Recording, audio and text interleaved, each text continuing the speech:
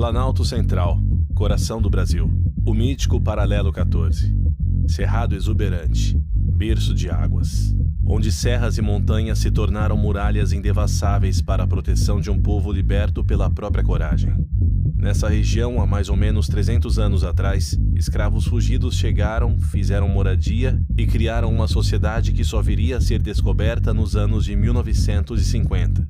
Se autodenominaram Calunga. Ali gerações se integraram com a natureza e dela tiraram alimentos, remédios, vestuário, móveis, ferramentas, instrumentos musicais e lares. Hoje, o Quilombo Calunga é o maior território quilombola do Brasil, com uma população de aproximadamente 8 mil habitantes espalhados em um território de 270 mil hectares, divididos em 37 comunidades. O olhar externo materializado nesse documentário é uma pequena fração de alguns dias de convívio com parte desse povo, onde pudemos registrar, mesmo que de forma fragmentada, algumas paisagens, tradições, pensamentos e mensagens externados por eles mesmos. Procuramos aqui apresentar um pouco dessa diversidade e histórias de hoje, de ontem e do raiar do amanhã, através da voz do seu próprio povo, o povo Calunga.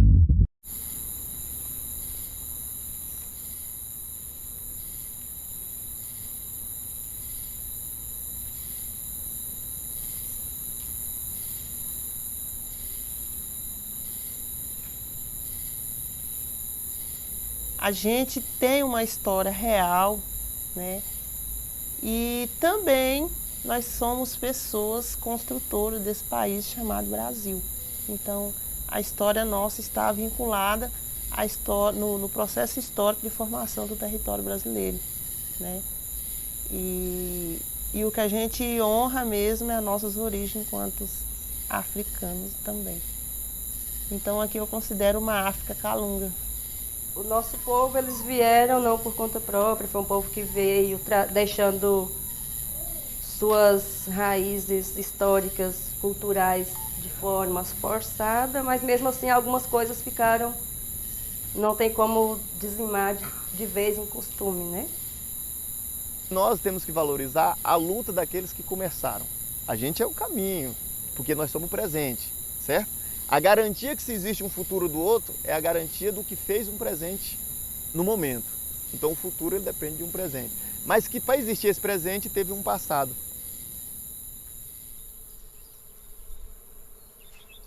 A história, que é um quilombo antigo, que tem mais de 300 anos. Os primeiros chegaram aqui no início do século XVIII, vindo a maioria da parte litoral do Brasil, e chegaram aqui em busca de refúgio. Por ser uma região remota, acabou que eles conseguiram ficar aqui isolados, escondidos, por mais de 2 séculos, até que em 1950 foi descoberto esse povo que estava morando aqui, que é o povo Calunga. E foi difícil. A primeira vez que eu fui para a cidade, fui andando. Nós tocávamos hoje aqui, nós vinhamos aqui. Nós andávamos, nós desapiamos lá beirando aquele assalto lá, que vocês andaram com o celular da gente chama de chão. Nós íamos pegar a carro lá. Nós saíamos daqui andando, com bolsa na cabeça, menino na cacunda, para pegar a estrada, para ir pegar a carro lá. Aqui não vinha carro. Aqui era muito isolado. Cavalo era só para levar a caiga.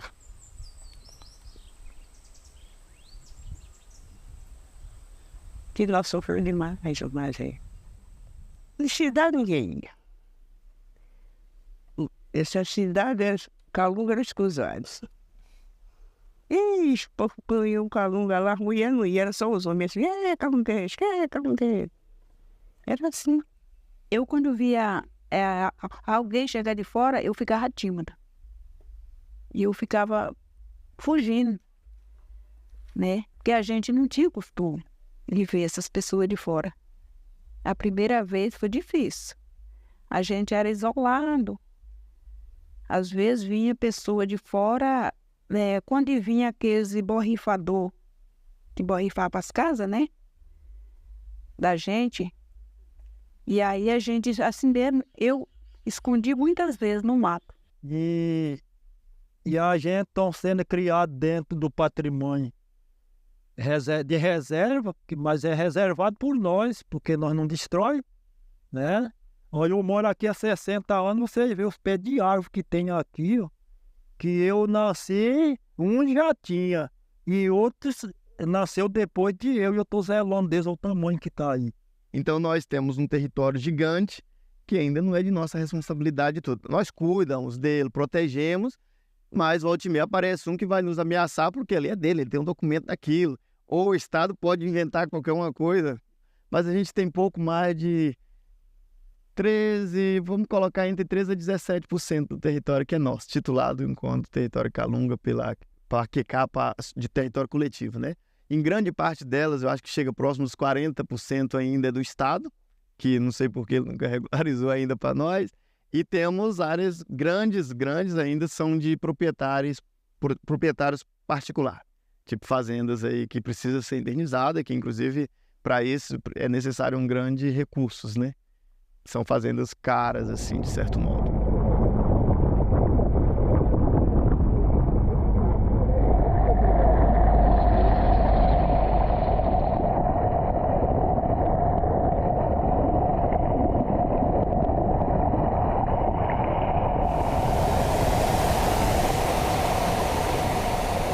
O turismo de natureza, os primeiros passos dele foi na década de 90, quando os primeiros visitantes começaram a visitar a cachoeira lá da comunidade do Engenho 2, da Santa Bárbara, Candaru e a Capivara.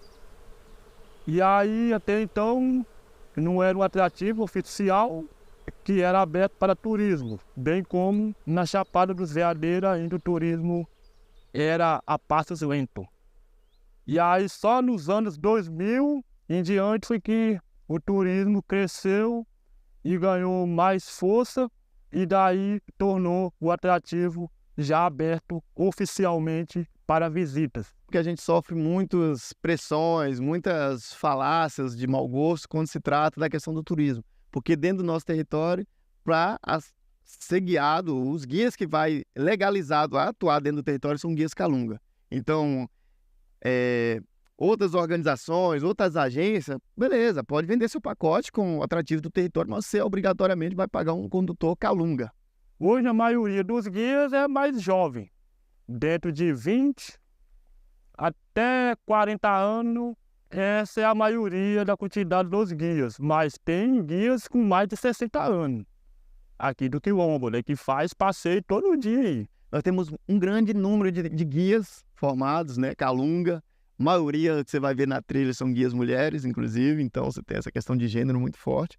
Você tem pessoas Calunga investindo, principalmente dentro do território, com restaurantes. Então o turismo é uma fonte muito grande para nós. Um fortalecimento da cultura em si, porque muitas pessoas hoje, visitantes, vêm e quando descobrem que tem essa riqueza cultural, acaba que dá mais valor e aí enxerga a gente de outro olhar. O Museu Yaya Procópia é um espaço político, identitário, cultural, memorial, tem ele como um espaço que busca preservar ensinamento do povo Calunga. Ele foi idealizado pela Yaya Procópia. Ela já falava que queria deixar um museu. E assim, na linguagem Calunga, museu. Eu quero deixar um museu para poder as futuras gerações conhecer a minha história, a nossa história, a história do povo Calunga. Minhas histórias estão aí. Minhas histórias vão ficar aí para meu povo e o Brasil todo. Com essas construções de museu, isso vai trazer mais turismo. Porque cada objeto desse tem a marca de cada pessoa, né? A vivência desse povo que um dia, né, lutaram, resistiram muito tempo aqui, sem ter contato com pessoas de fora, né? Enquanto foi um espaço, pessoas que vieram para cá para esconder, mas agora é um quilombo de aparecer e de contar a nossa história, né? De vivência e sobrevivência aqui dentro. A gente não está usando ele ainda, que é o turismo cultural. A gente é muito forte com a questão das nossas festas, né, que temos, mas que também a cultura mesmo da vida do Calunga. Tipo, tem pessoas que têm interesse de conhecer aquela vivência.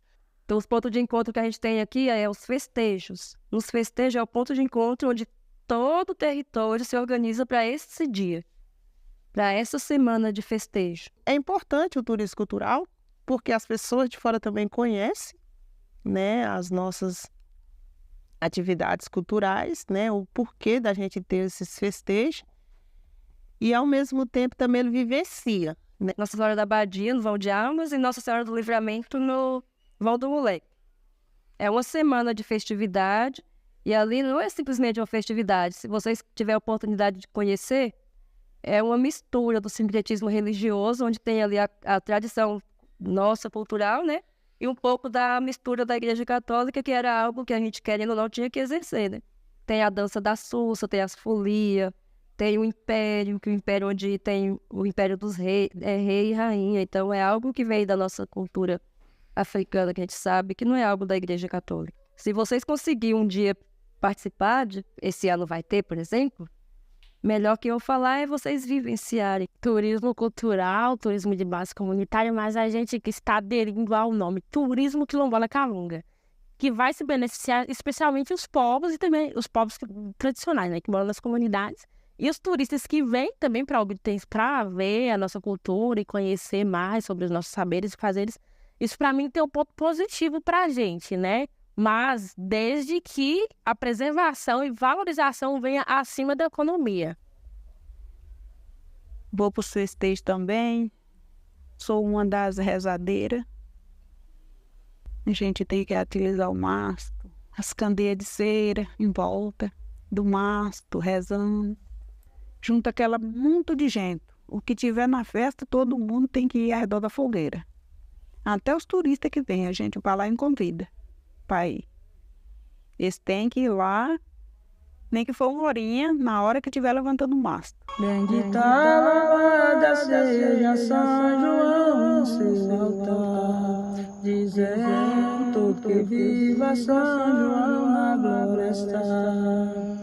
Foi nascido em Belém, batizado em Jordão, o Pai que tem seu filho e pôs o nome de João. As pessoas antigamente utilizavam as tranças como símbolo de identidade mesmo, de poder, de identificação das pessoas. E quando vinham para o Brasil para ser escravizado, a cabeça eram raspadas. Sendo raspadas as cabeças, não tinha mais identidade, não tinha como identificar cada povo, né, cada cultura de cada local.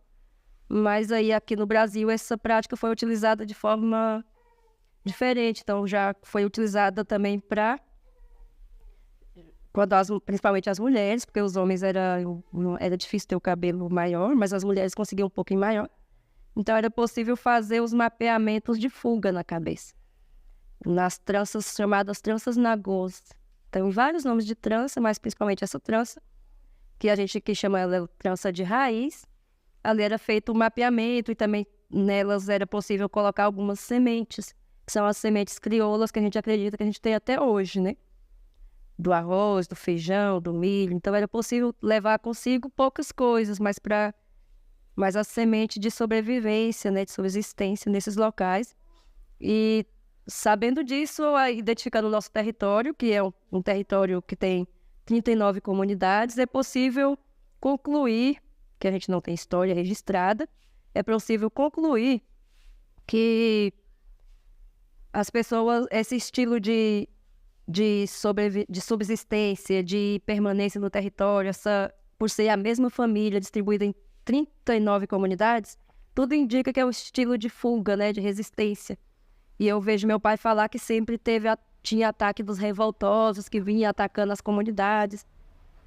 E aí tem as comunidades distribuídas aí nos territórios e também tem os pontos de encontro. Então a gente acredita que isso foi utilizado nessa forma de mapeamento, né? Eu acredito que seja feito, que é o ponto onde sempre retorna todo ano esse ponto de encontro para troca de semente, para celebrar festividades de colheita, né? E também casamentos, aumentar as famílias, batizados, que é as romarias, que acontece todo ano no Vão de Almas, Vão do Moleque, que são 2 pontos centros, né? Do território. Eu acredito que seja um pouco dessa cultura, dessa tradição que veio nas raízes e conseguiu sobreviver E as pessoas não conseguem falar que e pode ter sido assim, né? Que não tem um registro. Mas sabendo que a história é isso, a gente tem essa prática, né, das tranças, raízes e nagôs, que não é simplesmente um penteado, mas tem consigo símbolos da resistência. Um pouco disso. Perfeito. Você falou que então fazia as tranças, colocar umas sementes crioulas ali. Do arroz, do feijão, do milho. Hoje ainda no território a gente tem várias qualidades de arroz, várias qualidades de feijão. O milho um pouco menos, mas ainda tem. Praticamente 80%, 90% é produzido aqui, incluindo arroz, feijão, abóbora, mandioca. Era menos perseguida a cabeça das mulheres no caso de manter corte, né? Que era utilizado como se fosse uma prática higiênica e, na verdade, era para destruir a cultura, né? Destruir um conhecimento. Então, aí foi nessas tranças, além de ter o mapeamento das rotas de fugas, de retorno, também era possível carregar ali as sementes no meio das tranças. Então, não fugia assim, mesmo se saísse sem nada nas mãos, poderia estar levando algumas sementes. E tudo indica que isso aconteceu, porque a gente sobreviveu aqui muitos anos sem, igual a aranha. Eu falo igual a aranha, vivendo o que acontecia, né? Produzindo, plantando, colhendo. Meu pai contava a história que tinha desses que comiam até sem sal, igual o índio. Porque era muito difícil ir buscar o sal em barreira. Em barreira que ia buscar o sal. De cavalo, no lombo do burro. Colocava a caiga no burro, carburaca, levava couro de gado para trocar de jogo do sal. E levava com eles em troca do sal as produções daqui, né? O arroz, o feijão, a carne seca, o sabão diferenciado, né? A linha. Então, e aí a pessoa que trazia o sal para vender para sua... Iam umas tropas pequenas, essas pessoas que traziam o sal. Quem estava aqui para conseguir o sal, segundo meu pai, era um quartil de sal equivalente a um dia muito bem trabalhado. Quem trazia um saco de sal, guardava ele bem guardadinho, porque era muito difícil para buscar. E os outros que ficavam e não tinha animal para ir, tinha que comprar muito caro na mão daqueles outros que ia buscar. Era verdade.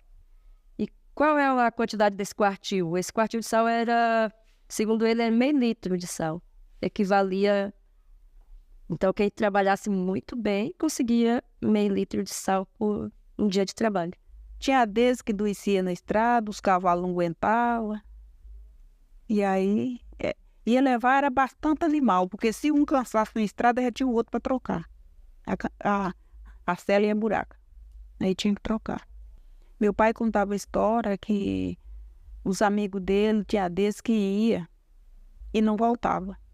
Adoecia na estrada, sentia alguma coisa na estrada mesmo, tinha desde até que morria por lá. E a mandioca, ela é uma qualidade de cereais que Deus deixou no mundo, que mata a fome de todo mundo. Que onde tiver um pé de mandioca, ninguém passa fome. Se arranca o dia que você quer, se deixa lá na terra, ela está recriando.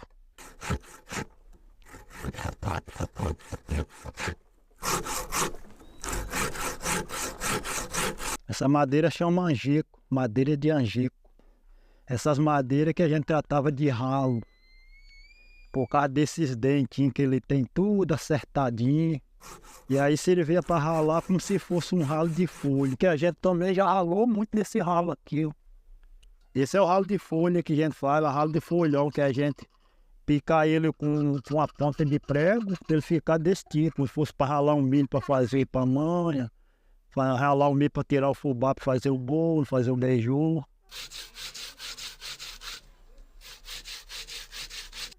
E como a gente faz, já fez muita farinha com isso aqui. Aqui já está o início, agora ela vai para a prensa.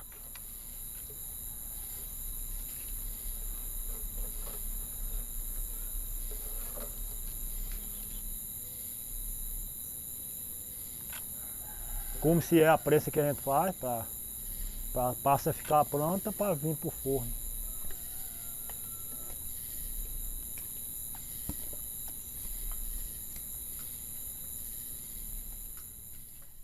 Andorinha vem, andorinha vai, andorinha vem, visita meu pai.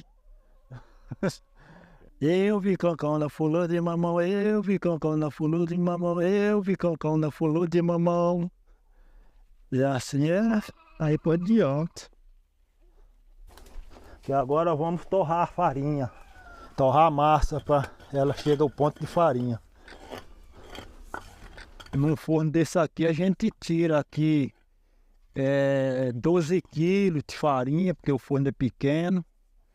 E aí a gente vai fazendo de pouco a pouco, até faz aí 10, 20, 30 sacos de farinha durante o tempo que a gente pega a colher a mandioca. Essa pedra ela veio de cima dessas serras aí, que é onde tem a pedreira que a gente tira esse tipo de peça, de pedra para fazer o forno, para montar o forno. Então a gente tem que ir num lugar que tem ela já próprio para a gente tirar os folhão dela, cortar no tamanho que a gente aguenta carregar nas costas, aquele lugar, acesso ruim, e aí a gente trazer para formar o forno. Às vezes que de 2 pessoas a gente traz uma pedra só, faz um forno, sem emenda. Mas esse era 2 pedras, então tem a emenda aqui no meio, aqui, ó. Aí são 2 partes de pedra. Aí a gente faz o formato dele com adobe, e na altura que quer, e apoia ela em cima e faz o beiral de barro. Meu nome é Alvino Cesário de Torres, sou nascido e criado aqui na terra, vivido desse trabalho, já criei meus filhos, 8 filhos, tô acabando de criar que o caçula tá com 16 anos, a caçula tá com 18, e tô criando uma netinha agora, a primeira neta, eu tenho 61 anos, olhar e falar, na realidade 62 anos, porque quase um ano eu parei, eu fiquei na barriga de minha mãe. E eu tenho 61 nascido, então 62 anos, com certeza eu já sou gerado 62 anos. E trabalho hoje fazendo roça, derrubando de machado ainda, para não estragar a terra que nós não passa trator, para cultivar ela, para plantar o arroz, plantar a mandioca, plantar o milho, plantar a abóbora, melancia, giló, tudo a gente colhe na roça, gergelim. E assim é a alimentação que a gente também colhe aqui, que a gente usa e vende para as pessoas que procuram. Tudo artesanal, tudo orgânico, quer dizer. E aí a gente estamos aqui nessa luta até agora. Acho que essa raizinha aqui, quem me ensinou foi Jesus, o poder do Espírito Santo, Nossa Senhora da Armeia. E minha mãe e meu povo. Essas garrafadas aqui, eu aprendi com meu tio e a minha mãe. E meu tio morreu com 90 anos. E minha mãe também morreu com 90 anos e 6 meses. Eles faziam essas garrafadas. E aí eu aprendi com eles. Minha mãe era pasteira e remedeira. Que eu sou mãe de 8 filhos. Eu não ganhei nenhum no hospital. Eu vou fazer 55 anos agora em agosto. Eu já tomei remédio no hospital porque eu fui picada de trem ruim, que eu fui para o hospital. Mas minhas coisas, tudo é remédio natural daqui do Cerrado. Esse xarope aqui também, ele é para gripe, bronquite, febre, dor e sinusite. É das ervas medicinais que eu aprendi também com minha mãe e meu tio. E aí até hoje eu continuo fazendo e dando continuidade e aprendendo cada vez a mais. Minha mãe dizia, pega esse tinguita para preparar o sabão para lavar a roupa para ir para a festa. E hoje o pessoal já faz ele já para tomar banho, já para lavar o cabelo, para tirar a casca do cabelo, e já para outros tipos de coisa. Então, quando eu vi a procurança, então eu voltei a fazer, mas eu não fazia um tempo, não. Eu não tinha essas montagens. Mas quando eu vi lá em Alto Paraíso, as pessoas procuravam um queria 10 quilos, outro queria tantos quilos.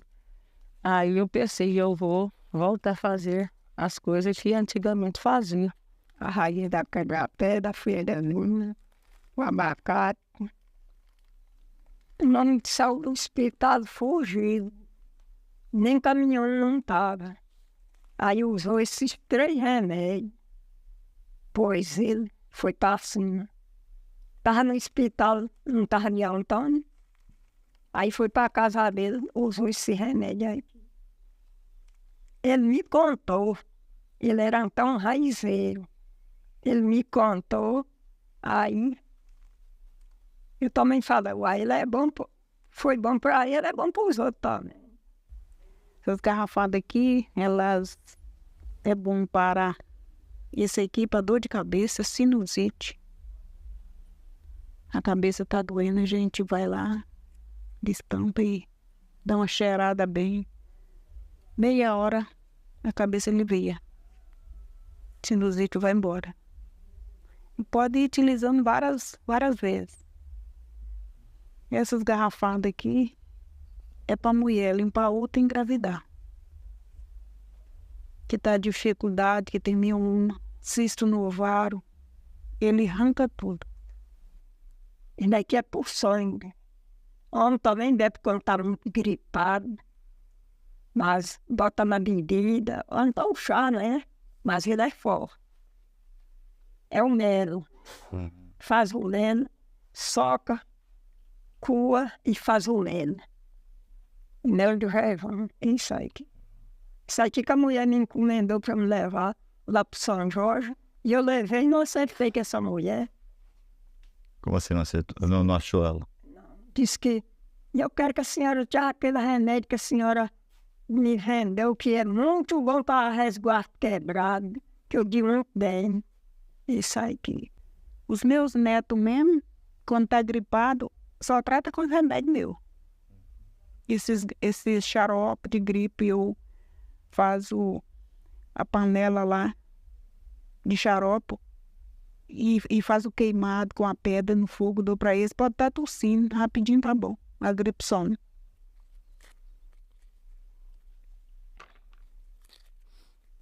E hoje é uma parte assim que eu acho, que eu já aproveito nos 2 lados, porque eu já retiro o óleo, estou vendo o óleo porque é um óleo que vende bastante. É um óleo hoje que é dos óleos que eu vendo muito aqui na minha lojinha. E depois eu já vendo o sabão. Daí ela perguntou para nós se nós queríamos criar um grupo de mulher para ter uma máquina mãe de óleo. Para ter uma louva de máquina de mãe de óleo. Para modo nós ver se produzir para vender mais algumas coisas nossas, né? Aí nós falou que porque elas andam para Cari, mas o de nós ficou a mãe de óleo, né? Aí elas ajudou nós bastante com essa máquina mãe de óleo e nós deu para sair bem. Que depois que nós criou já deu para criar os votinhos com todos os produtos, porque de primeiro, quando você vendia aqui, você já chegava, você já tinha de explicar para que servia, para que não serve, o que é, o que não é. E aqui, quando a pessoa vai pegar, ele já está sabendo o que tem. Agora eles vão fazer todas as marcas de todas as coisas que nós vendemos, ela vai fazer de todas para nós, porque quando nós saímos para vender, e ficou bom, agradecer, era bom, porque todo lugar é procurador e nós já tudo reconhecida, né? E aí foi seguindo, já começou a vir embalagem, começou a vir os rótulos, já fazer rótulo. Depois elas veio aqui conhecer a gente, e conheceu. Depois sempre elas vêm aqui na comunidade. Teve umas que desistiu, dessas primeiras que entramos, só ficou só eu e a Fiota e a Tuta e Dirani, nessa turma de 10. 6 já desistiu. E aí já entrou outras novas, agora já entrou outras novas. Nós já fomos muito orientados de coisas assim, de nós pegar esses produtos nossos e ser muito orientada, assim, por causa de pegar. Daí um dia vai usar o nome nosso, vai produzir as coisas lá, usando o nome de nós como Zé Calunga. Que já disse que já muitas vezes já tentaram de ter uma loja, não sei onde é que foi, com o nome nosso. Mas foi olhar, a máquina não era de nós, né? Não tinha mais dos produtos nossos lá nesse mercado que estava produzindo. Uma loja Calunga.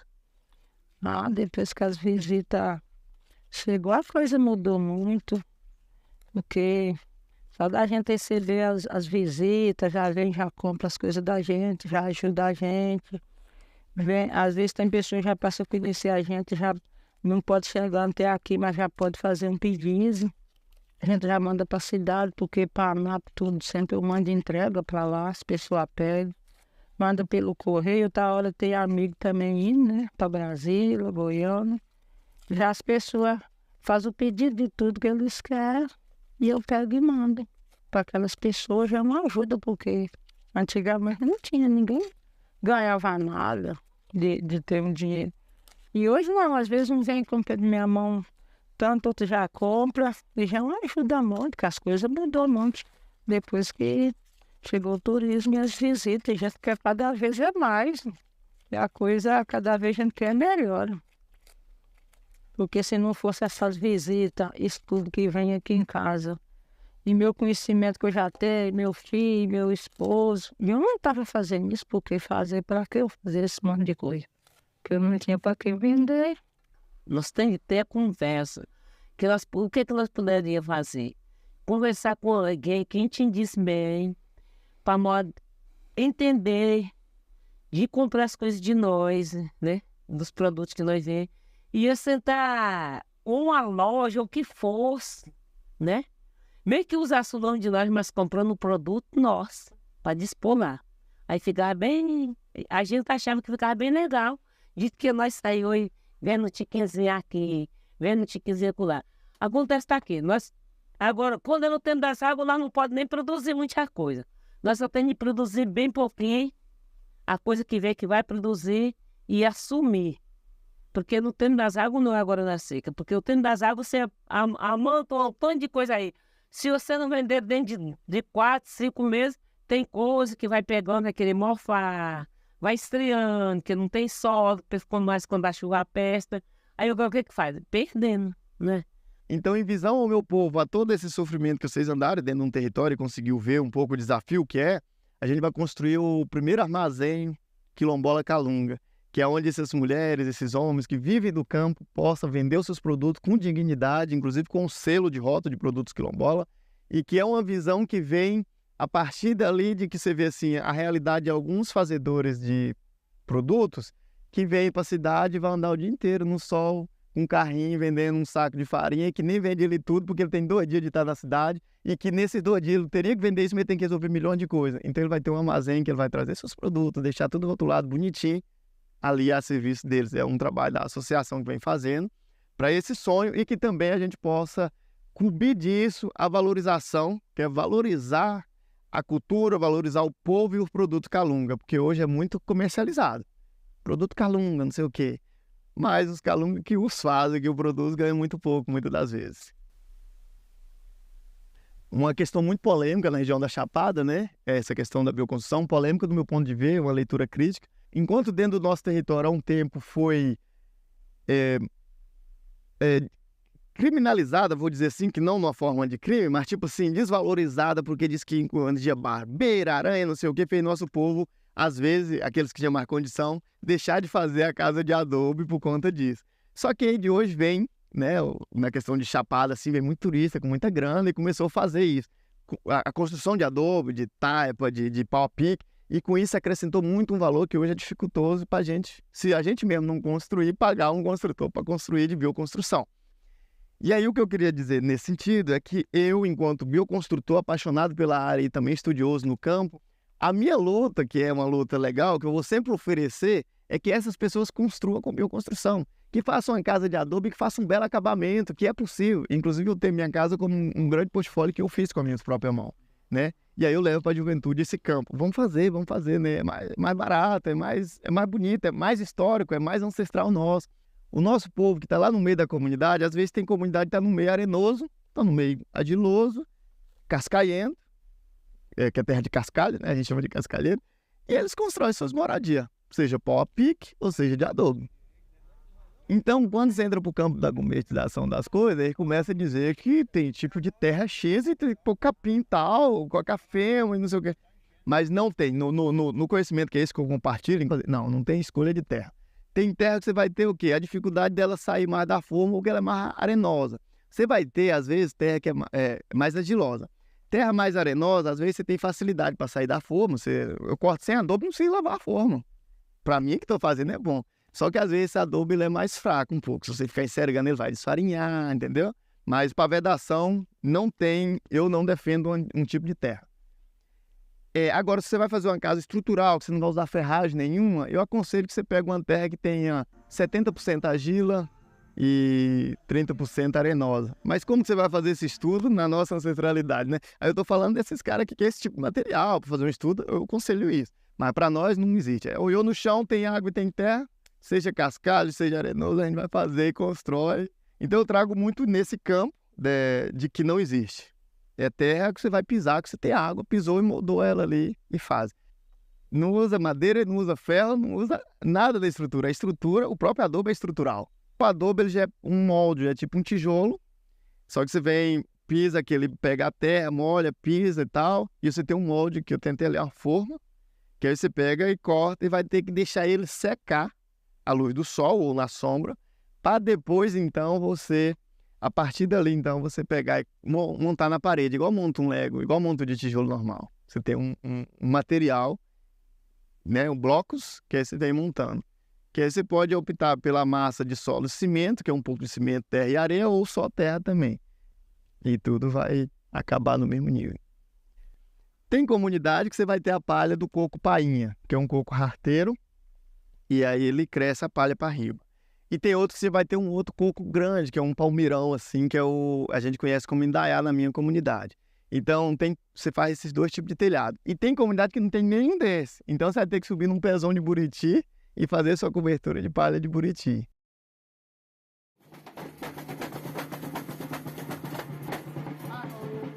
Então, a mensagem que eu deixaria para esses companheiros, para todos que puderem ver esse vídeo, né, que estiver vendo, é que pense que o nós é a melhor coisa para mim.